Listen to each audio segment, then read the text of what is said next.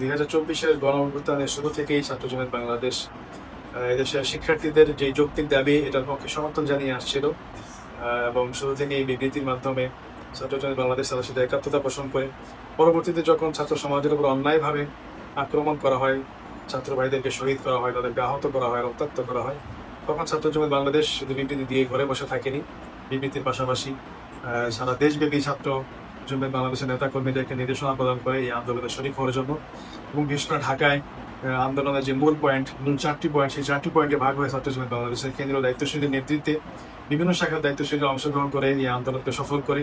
এবং বিশেষ করে যারা আহত হয় তাদেরকে ছাত্র জনতা বাংলাদেশের কেন্দ্রীয় দায়িত্বশীল বৃন্দরা হাসপাতালে দেখতে গিয়েছে, তাদের যতটুকু পেরেছে সাধ্যমতো এখনো সহায়তা করে যাচ্ছে। বিভিন্ন সময়ে গণঅভ্যুত্থানের পরে 5 আগস্টের পরে বিভিন্ন হাসপাতালে আহতদেরকে দেখতে যাওয়া, তাদেরকে সহযোগিতা করা এবং ট্রাফিকের দায়িত্ব পালন করা এবং ট্রাফিকের দায়িত্ব পালনরত শিক্ষার্থীদের মাঝে রাস্তা বিতরণ করা, স্বেচ্ছাসেবী হিসেবে ভূমিকা রাখা, বিভিন্ন কাজে ছাত্র জনতা বাংলাদেশ অংশগ্রহণ করেছে। গণঅভ্যুত্থানের পরে বাংলার যে আশা প্রত্যাশা আছে এগুলো কতটুকু বাস্তবায়িত হয়?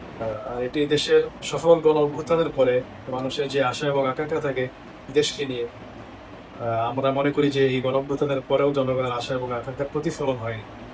প্রথমত আমাদের যেটা দাবি ছিল ফেসিবাদের বিচার, এটা এখনো বর্তমান সরকার আমাদের সামনে পরিপূর্ণভাবে কার্যকর এবং বাস্তবায়ন করতে পারেনি। এবং অনেক আসামিকে যারা সরাসরি খুন এবং হত্যায় জড়িত ছিল তাদেরকে এখনো জামিন দিয়ে মুক্ত করে দেওয়া হচ্ছে। তো এবং অনেকেই আত্মগোপনে আসে বা কেউ কেউ প্রকাশ্যে এখন দেশে চলাফেরা শুরু করেছে, কিন্তু এখনো প্রশাসন তাদের ব্যাপারে নীরব। তাদের শাস্তির ব্যাপারে প্রশাসনের ভূমিকা এখনো প্রশ্নবিদ্ধ। এই জন্য আমরা অনেকটা বিঘ্ন। আমরা একটু সফল গণঅভ্যুত্থানের পরে এই আশা করি নাই। ফেসিবাদের বিচার না হওয়ার পাশাপাশি আমাদের যে আশা ছিল জনগণের শান্তি এবং নিরাপত্তা প্রতিষ্ঠা হওয়া, সেই জিনিসটাও এখনো পর্যন্ত প্রতিষ্ঠিত হয়নি।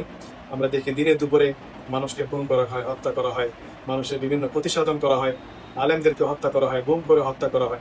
আমরা বিগত 15 বছরে 16 বছরে ফেসিবাদের সময় যেই অনাকাঙ্ক্ষিত এবং অসংগতিমূলক পরিবেশ দেখেছি, এই সফল গণঅভ্যুত্থানের পরেও আমরা ব্যতিক্রম কোনো কিছু দেখতে পাচ্ছি না বা আমাদের পরিবেশ পরিস্থিতির উন্নতি দেখতে পাচ্ছি না।